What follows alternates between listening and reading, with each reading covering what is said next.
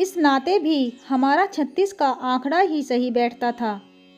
कितनी बार उसे मैंने अपने कड़े तेवर दिखाए थे, पर उसके कान पे तो जैसे जूं भी नहीं रेंगती थी। वैसे तो उसे मेरे छोटे जेठ जी लाए थे, अतः उनके सामने तो खास तौर से मुझे बड़ी एहतियात बरतनी पड़ती थी। हाँ, उनकी पीठ फिरते ही उसे मेरे प्रकोप का सामना करना पड़ता था, पर वो भी कम चतुर ना थी। उम्र में बहुत छोटी होने के बावजूद वो मुझे बराबरी की टक्कर दिया करती। मेरे साफ सुथरे घर में जगह जगह सूसू करके उसने मेरी नाक में दम कर दिया था। एक दिन तो हद ही हो गई। मैंने घर का सभी काम निपटाकर चैन की सांस ली ही थी कि उसने आकर पोटी कर दी। मेरे गुस्से का पारावार ना था। पतिदेव ऑफिस तथा बच्चे स्कूल गए थे, अतः मैंने जेठ जी की ओर प्रश्नवाचक नज़रों से देखा तो वे बड़े ही सहज भाव से मुस्कुराकर बोले, बहू अभी ये बहुत छोटी है, धीरे धीरे सब सीख जाएगी। मरती क्या ना करती। बेमन से उठकर मुझे ही पोटी साफ करनी पड़ी। पिछली कुछ घटनाओं ने जैसे उसकी हिम्मत बढ़ा दी थी। मानो मैं शेर तो वो सवा शेर। कुछ दिनों बाद छोटे जेठ जी की घर वापसी थी।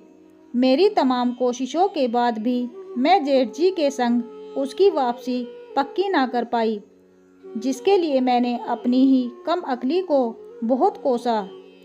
पर क्या फ़ायदा, फिलहाल तो भाग्य भी उसी का साथ दे रहा था। मेरी व्यथा का तो जैसे कोई अंत ही ना था।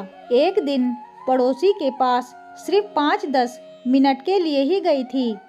घर वापस आकर क्या देखती हूँ, मेरा 8,000 रुपये का नया मोबाइल, जो कि मेरे पतिदेव ने बड़े ही प्यार से मेरे जन्मदिन के तोहफे के रूप में दिया था, टुकड़े टुकड़े हो ज़मीन पर पड़ा है। मेरी गलती बस इतनी ही थी कि उसे मैंने बेड पर छोड़ दिया था। उसकी सिम को भी उसने बुरी तरह चबा डाला था। अपने प्यारे से मोबाइल की ये हालत देखकर मेरा दिल भर आया और मैंने मन ही मन ठान लिया कि अब या तो वो इस घर में रहेगी या फिर मैं।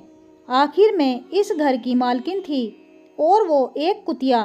परंतु हे मेरे भगवान, ये मैंने क्या सोच लिया।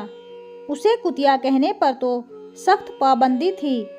मुझे याद है, एक बार गुस्से में मेरे मुंह से कुतिया शब्द निकलने पर मेरे ही बच्चों ने कड़ा ऐतराज जताया था। मम्मी, वो कुतिया नहीं है, उसका नाम एंजिल है। और मैं खिसियाकर रह गई थी। खैर, शाम को पतिदेव के घर आते ही मैंने उनके सामने अपना दांव खेला और खूब नमक मिर्च लगाकर उनकी चहेती की करतूत बताई। अच्छा, उन्होंने अपने चश्मे का कांच साफ करते हुए ऐसे कहा कि मैं आश्वस्त हो गई कि अब एंजिल की खैर नहीं। जल्दी से किचन में आकर चाय नाश्ता तैयार करने लगी। दोनों कानों को कमरे से आने वाली आहट पर लगा दिया था। थोड़ी देर बाद चाय लेकर आई तो क्या देखती हूँ कि पतिदेव और दोनों बच्चे बड़े ही प्यार से एंजिल के साथ खेलने में मस्त हैं।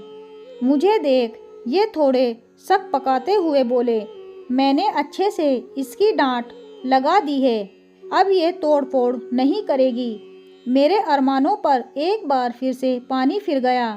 क्या ये वही शख्स है जो मुझसे ज़रा सा दूध उबल जाने पर भी खरी खोटी सुनाने से बाज नहीं आते। आज एंजिल द्वारा किए गए इतने बड़े नुकसान पर भी शांति से काम ले रहे हैं। ना चाहते हुए भी बात हजम करनी पड़ी। फिर तो आए दिन हमारे घर में एंजिल द्वारा की गई तबाही के मंजर नज़र आने लगे। कभी बच्चों की बारबी का सर पैर कटा हुआ मिलता तो कभी हमारी चप्पलें, बच्चों की टाई बेल्ट, यहाँ तक कि उनकी कमीज़ की बाहें, पिलो कवर, क्या क्या नहीं काटा गया। जनाब, अब तो लगभग रोज़ ही मुझे ज़ोर का झटका धीरे से लगता है। तब से अभी तक हमारे बीच का ये शीत युद्ध जारी है। सब कुछ मेरी नाक के नीचे हो रहा है और मैं चाहकर भी कुछ नहीं कर सकती। अब आप ही मेरे लिए ईश्वर से प्रार्थना कीजिए कि मैं एंजिल के जुल्मों को सहकर भी जिंदा रह सकूं। दोस्तों, आशा करती हूँ आज की ये कहानी आपको ज़रूर पसंद आई होगी। अगर पसंद आई हो तो प्लीज़ हमें कमेंट करके ज़रूर बताएं और हमारे चैनल को लाइक, शेयर एंड सब्सक्राइब करना ना भूलें। मिलते हैं एक नई कहानी के साथ, तब तक के लिए बाय बाय।